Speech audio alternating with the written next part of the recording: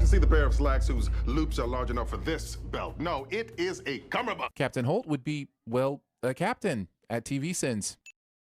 Also, using actual alarm clocks. You paid hundreds of dollars for that piece of technology you carry around, Peralta. Use it. I mean, to be fair, I can't use my phone for an alarm clock anymore because it doesn't charge properly and it runs out of battery ridiculously fast, so there's really nothing wrong with alarm clocks. And I made breakfast.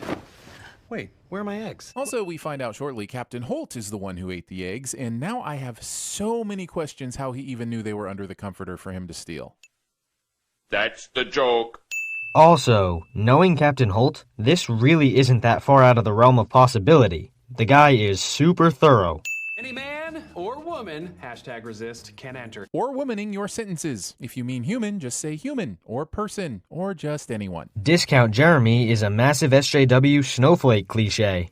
Because you're both losers. Holt is about to insult every last person in this room because of this competition, and it feels like maybe that's a reason to send the concept of competition itself. Are you actually sending the concept of competition? Do I really have to explain why that's the dumbest thing I've heard in a long time? Now if everyone would rise like the army of the dead.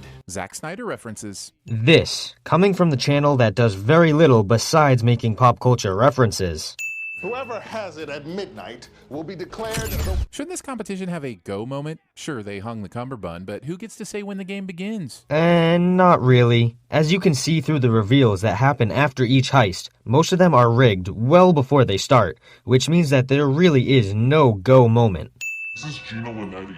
You really thought you could do this without me? Gina, I should have known it was you. Actually, considering the mask, voice change, and first-person use of her own name, a detective like you should have probably responded with, "Who is this really?" And the detectives around you should have noticed you didn't and immediately suspected you of shenanigans. Alright, you just literally straight up lied. Cause we're shown later in this episode that the other detectives do know that this is a ruse. They're simply not calling him out on it.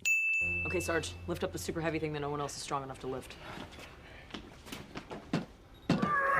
There is no way Terry is strong enough to lift that, especially with that high center of gravity. I mean, we don't really know how heavy it is, so we can't really say one way or the other.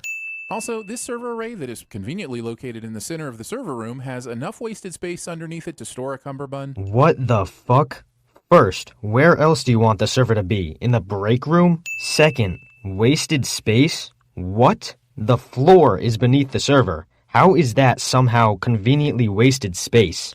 Where is my dog? Better question, where's the one person responsible for training imposter Cheddar? Because this dog has followed a stranger into a sensory overloaded police station and is just hanging out until someone relieves it of its doppelganger duties. And that shit is impressive. Hey, there are some impressive-ass dogs out there, and seeing as this is a comedy that really isn't supposed to be totally logical, I don't see much of a problem with this.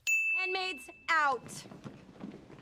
They really listen to you. Yeah, I thought that was sinful too, but nowhere near as sinful as you getting them all here that quickly and in that office with enough costumes to pull this off. It takes weeks just to get one handmaid's costume deliver, or so I've heard. Like I mentioned earlier, the heist contestants planned this shit out for a long time before each heist, so Jake clearly had this plan in place and ready to go before it actually happened. Also, as for you thinking that it's sinful for the handmaids to be listening to Amy, she's a police officer. That should be enough. One of the handmaids, I'm assuming fake Charles, took my safe and then, of Amy, deposited a lookalike. Add an exact replica safe to the overflowing list of things miraculously procured in mere minutes. And yet again, Discount Jeremy fails to understand the concept of planning ahead. Well, good luck figuring it out, because the clock is tick-tick-tocking. Little known fact, tick-tick-tocking is what I'm going to title my historical account of how World War III started. Referencing TikTok and World War III in one sin is worth at least 10 sins. That one. No! The dust pattern on top doesn't match its neighbors. If Amy could figure this out so quickly, why did she wait for Jake the Flake to get here instead of just absconding with the belt for herself? Because she wanted to rub it in his face. This show spends a lot of time on these heists, and has therefore shown us that showboating is a staple of the heists. Amy Santiago, will you marry me? Surprise. I'm not even a huge fan of this couple, and that kind of melted my heart. Not being a huge fan of this couple is worth these many sins. I don't get it. Seems pretty normal. I don't get it. Seems pretty normal. Title of my sex tape. Yeah, how about we let Jake do the sex tape jokes, cause he's actually good at it.